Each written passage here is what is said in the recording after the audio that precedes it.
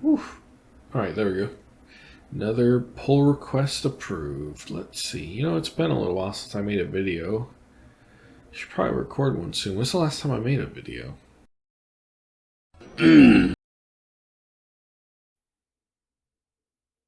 Game development is both challenging but also expensive and can take a lot of time, even for big game development studios. So let's see if we can figure out how to make indie devs' lives a little bit easier.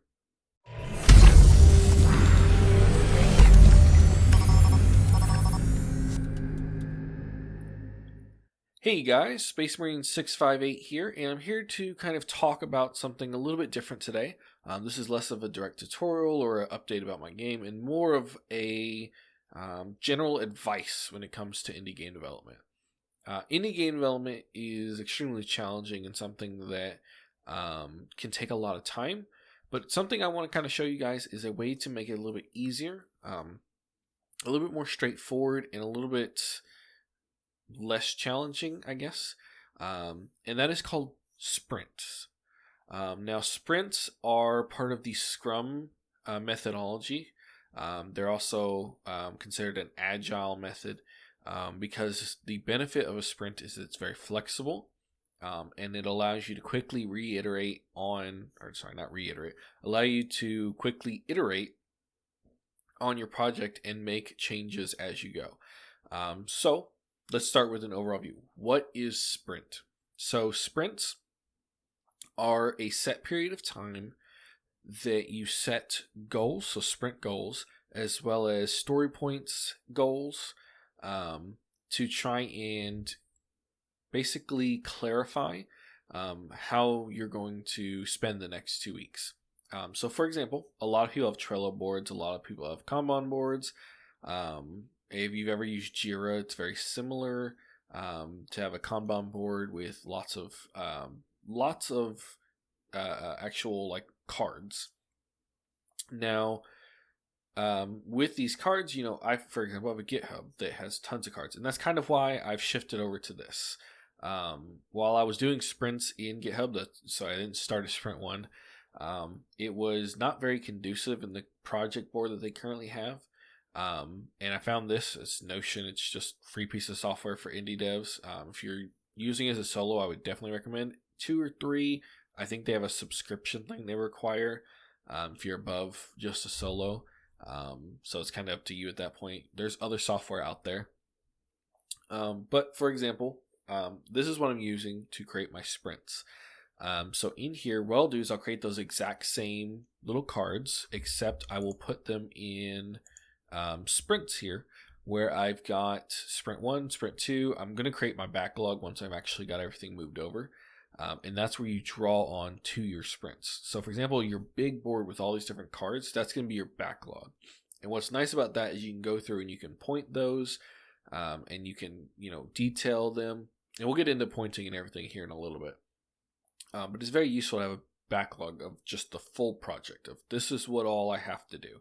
Now it's going to change and grow as time goes on until you get to the actual scope. But it helps you make sure that you stay within the scope because you don't want to add things to the backlog that are not in scope. So back to sprints. Sprints are a time period in which you complete these stories. So for example, a lot of people do 1 week, 2 week, or 4 week sprints. Those are really common. And then from there, you set point goals within those sprints. So these are, sort of, I have this much time, and here's how complex this specific thing is. So you add it to the board.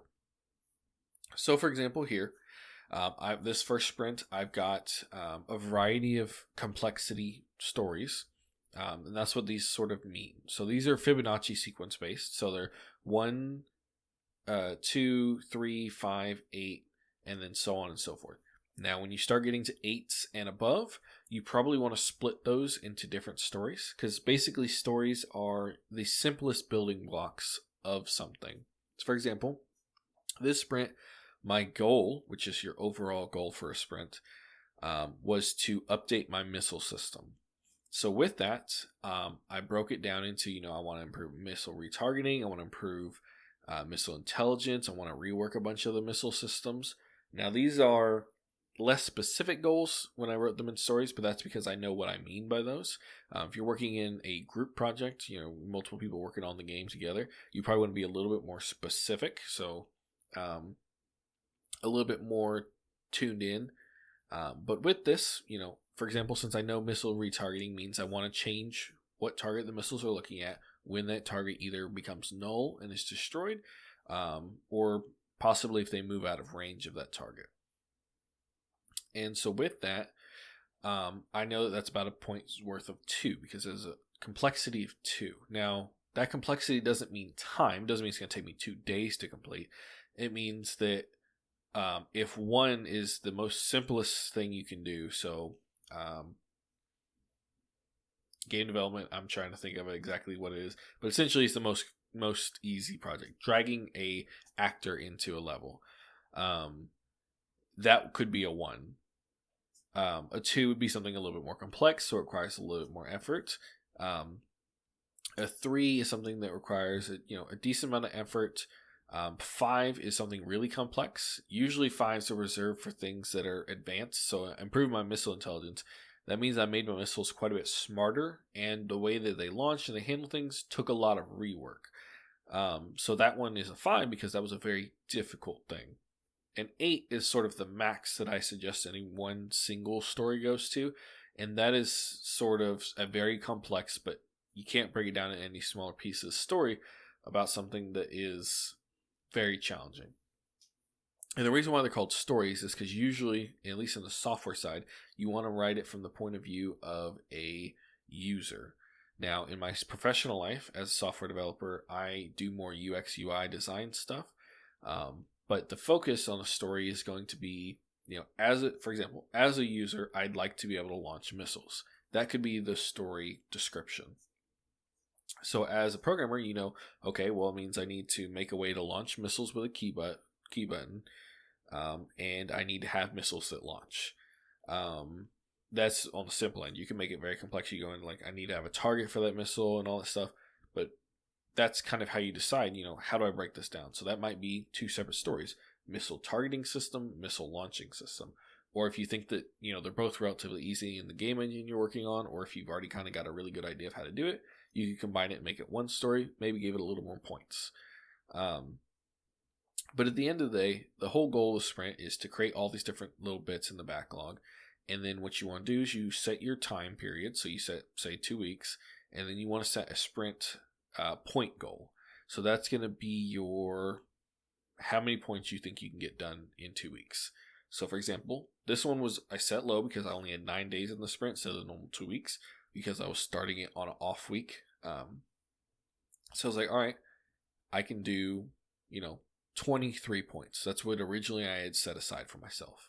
I can do 23 points and I can get that done and have it ready to go. Now, I did find something called crew efficiency that I could very easily add. It was just a simple variable that I plugged into the missile reload time in such a way that it made it take longer for less experienced crews and shorter for more experienced crews. Really simple thing. It was a 2-pointer. So I plopped it in there because I was currently working on the missile system. I saw that could be useful, and I wanted to have something to kind of show on the UI side, which is something I also worked on the sprint. So this allowed me to vary the reload time on the actual UI. So it was something that was handy, but also could be a little necessary just for progress sake. So with that, I went a little above what my actual original sprint goal was, but that's okay. The goal of the sprint goal is you want to always try to meet your sprint point goal. It may not always happen, but when that does happen, if you don't meet it, you want to carry those points over and then have those included in the next one, because you don't want to miss something because you didn't quite complete it in the last sprint. So, for example, if I didn't create this update video that I'm currently working on with you right now, I would actually drag that into the next sprint, and those 3 points, instead of being here, would carry over to the next sprint. So once you've got those points set, you've got your story points and you've got your combined points, then what you want to do is you want to start the sprint and you want to have your goal. Like I said earlier, mine was update missile system. It could be implement player controller and UI. You want it to be clear English, something that's very understandable that anyone at a glance that doesn't know what you're doing could just see what you're working on for the 2 weeks. And so with that, you have the sprint board. This is where everything is during that sprint. So right now this is showing all sprint 1.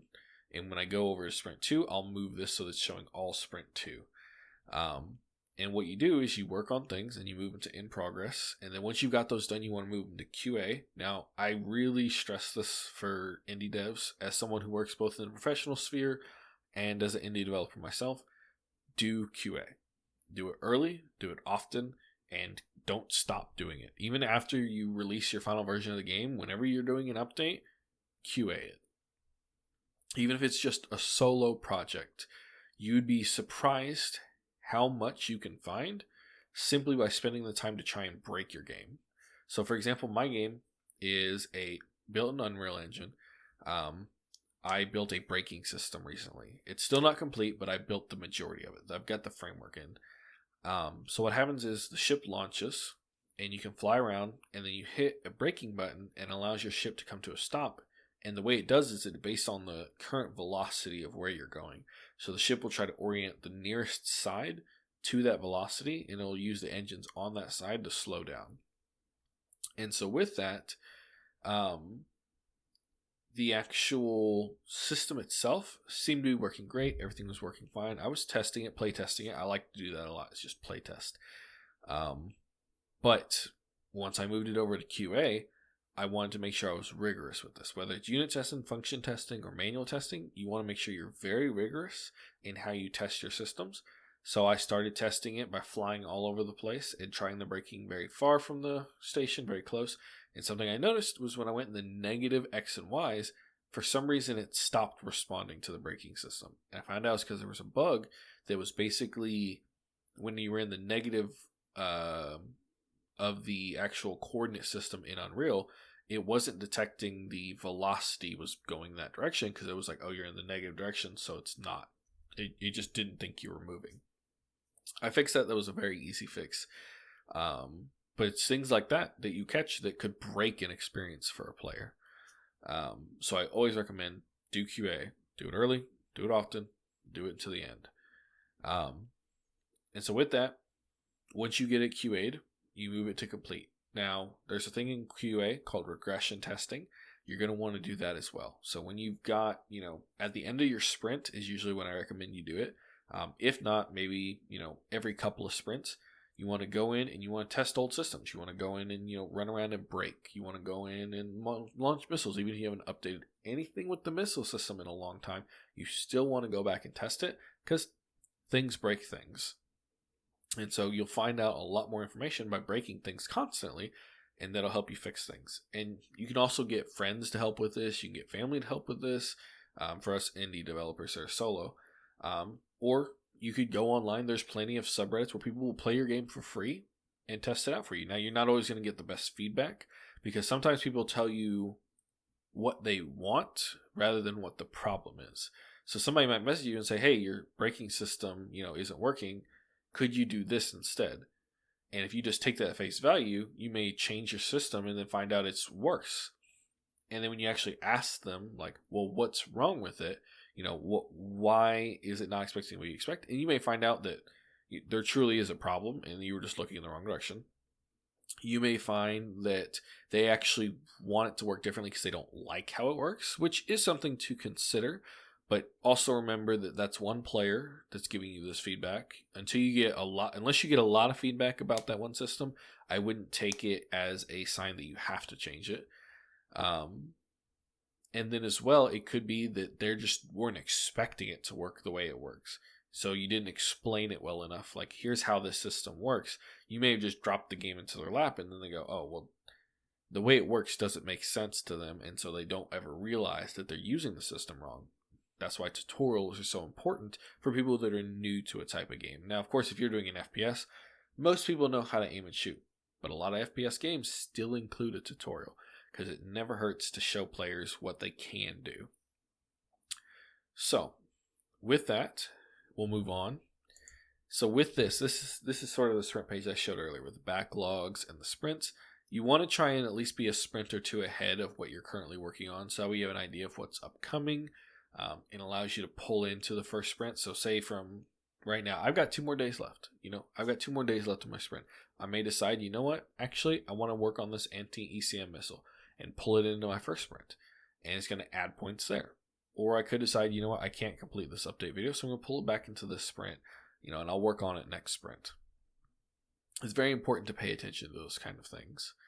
I also track bugs. I'm an information hog. I love to know what's going on with my game.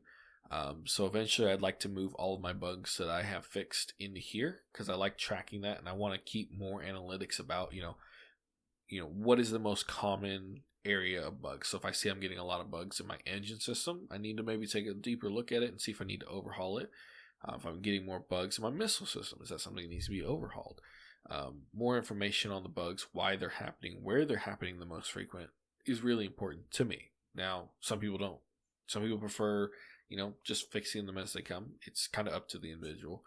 But that's why I keep a list here. I have another list over on GitHub, but I need to transfer it over. But yeah, so the biggest benefit you'll gain if you decide to implement this kind of sprint system, this 2 weeks of work, is that it's going to help you focus and hone in on your actual game. Because a lot of times when you're working on a game, it's very easy to get lost in the weeds, to see something that catches your eye, start working on it, and then get distracted, and you'll spend like 2 weeks working on one thing and then realizing, oh, I haven't really made much progress. There's 10 other things I could have done to be much easier and made more progress and might have even helped with this more difficult thing. And so that's why I really, really recommend a sprint system, or there's other systems out there that you could always follow. I recommend sprint because it's the easiest, the simplest, and in my mind, it's the most flexible. That's why it's in the agile method and it's under scrum. It's just very easy to focus on 2-week time periods, or 1 week or 4 week, depending on which kind of time period you set up for yourself. But yeah, so that's sort of an overview of the sprint system. If you have any questions, comments, concerns, or if you'd like to know anything more, definitely leave a comment down below. If you want another video either on something else, like another type of methodology, or on QA specifically, or anything else, definitely leave a comment. But otherwise, good luck and good hunting.